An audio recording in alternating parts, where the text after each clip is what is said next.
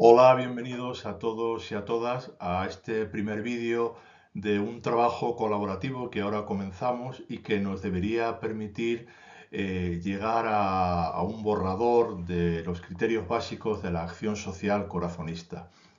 Como sabéis, es un itinerario de 4 etapas.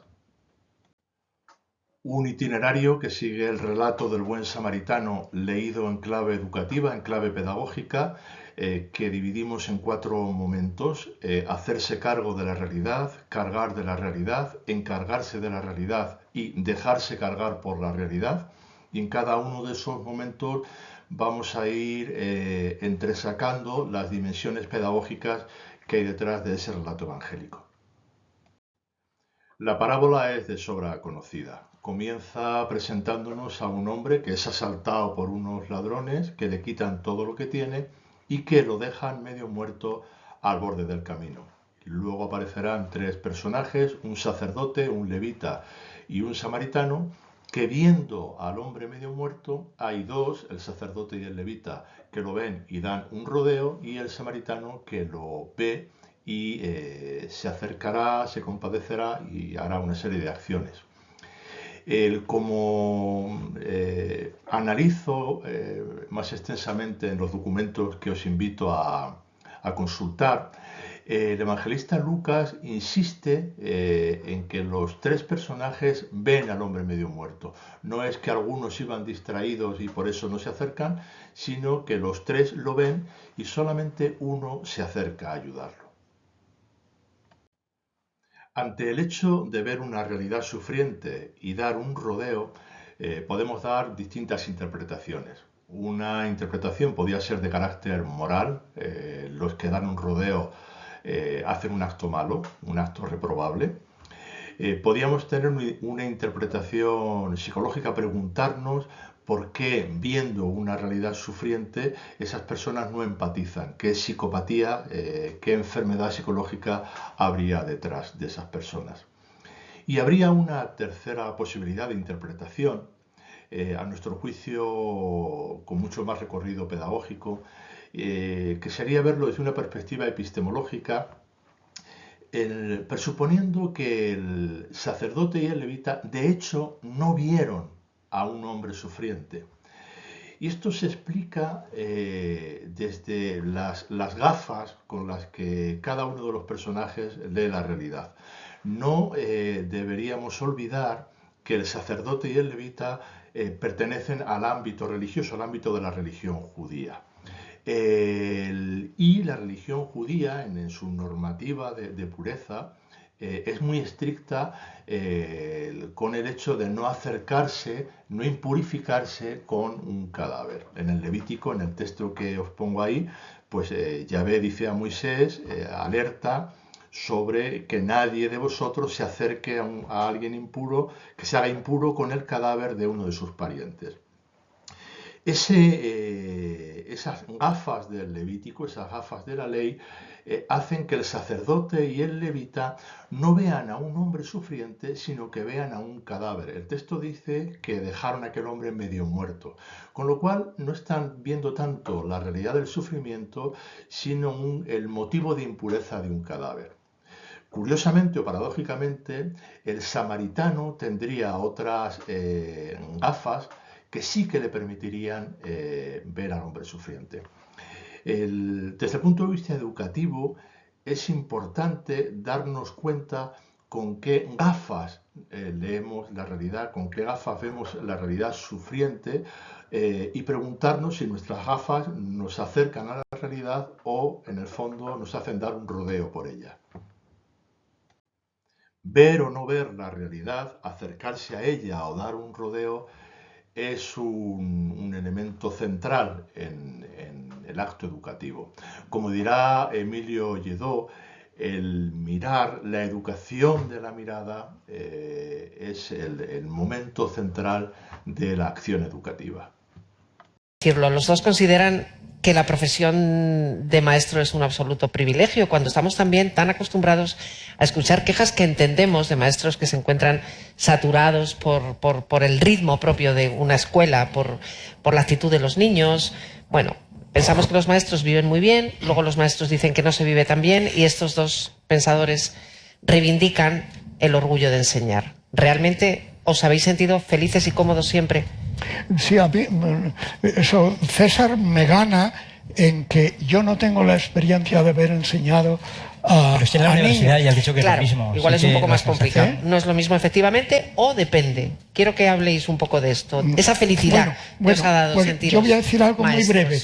Yo si volviera a nacer, si esas cosas extrañas... ¿Para volver a leer el Quijote? No, Sí. para ser maestro de escuela y enseñar a los niños, lo he dicho alguna vez, a mirar una naranja.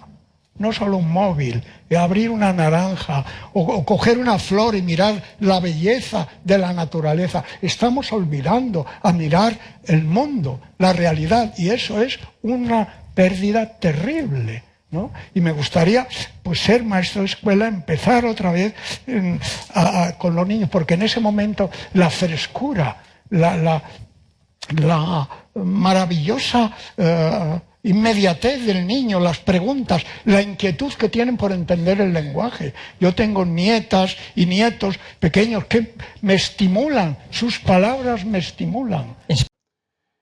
Desde un punto de vista teológico, John Sobrino hablará de la honradez con lo real, de la necesidad de ver la realidad tal cual es y no dar un rodeo. Y además alertará sobre la tendencia innata que tenemos los seres humanos a dar un rodeo por aquellas realidades que no nos gustan. Es decir, él hablará de la tendencia a someter la verdad con la injusticia. Bueno, el desafío de hacerse cargo de la realidad, de educar la mirada, tiene que ver con las estrategias pedagógicas para afinar esa mirada y además con el esfuerzo para ir en contra de esa tendencia a alejarnos de aquellos lugares en los que la realidad nos molesta. El desafío educativo de hacerse cargo de la realidad en un contexto invadido por la imagen, en una realidad en la que nuestros alumnos y nuestras alumnas y nosotros mismos tenemos miles de ventanas digitales al mundo, pues el reto educativo está en caer en la cuenta de qué gafas están condicionando nuestra mirada y qué gafas nos permiten ver la realidad tal cual es. Propongo una serie de preguntas para debatir en los foros sobre nuestra práctica educativa en relación con la mirada. Es decir, como docentes, ¿qué vendas ciegan nuestra mirada de la realidad? ¿Qué realidades no vemos o rodeamos en nuestros centros? Y qué discursos pedagógicos, educativos manejamos y condicionan en positivo o en negativo nuestra mirada propia como docentes y la mirada de nuestros alumnos y nuestras alumnas. Si en la diapositiva anterior os invitaba a reflexionar sobre las vendas educativas que ciegan nuestra mirada de la realidad o que nos hacen dar un rodeo por ella, ahora os invito a reflexionar sobre las buenas prácticas educativas, sobre nuestras metodologías, nuestras acciones, que en el fondo funcionan como colirios, nos permiten ver a nosotros como docentes y a nuestros alumnos y alumnas, permiten ver la realidad con claridad, no dan un rodeo, sino que se acercan a ella. Bueno, también tenemos muchas de esas prácticas y la invitación es a compartirlas en los foros abiertos. Como lo desarrollo en los documentos ampliamente, aquí únicamente quiero enumerar en forma de titulares tres dinámicas, tres prácticas, tres colirios que permiten ver la realidad tal cual es, que nos permitirían hacernos cargo de la realidad. Unas prácticas tendrían que ver con la capacidad de concentrar la mirada. Y esto relaciona con las competencias escolares que trabajamos habitualmente en el aula. Tiene que ver con conocer la realidad tal cual es y saber interpretarla. Tiene que ver con las competencias matemáticas, con las competencias lingüísticas. La pedagogía samaritana no se reduce a educar la sensibilidad, sino que quiere educar nuestro conocimiento, nuestra manera de acercarnos a la realidad.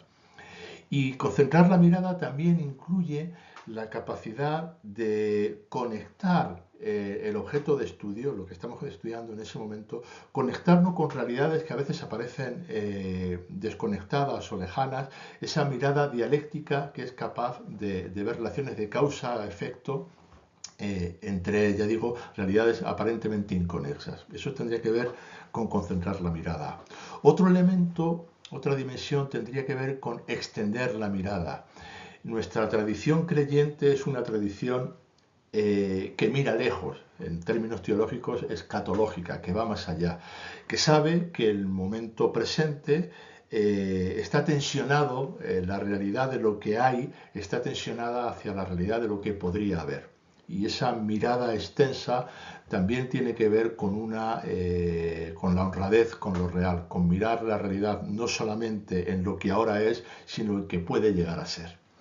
Y por último, otro tercer colirio tiene que ver con la capacidad de profundizar la mirada, es decir, con esa capacidad de pararnos, de contemplar la realidad. Eso exige silencio, esto tendría que ver con las competencias espirituales, y esa capacidad de dejar, de parar para que las aguas turbias se remansen, para que el barro de la realidad baje al fondo y así permitirnos ver la vida que hay por dentro de esas realidades que a veces se nos presentan confusas. Por lo tanto, concentrar la mirada, extender la mirada y profundizarla serían competencias que nos ayudarían a ver la realidad tal y como es, a ser honrados con la realidad.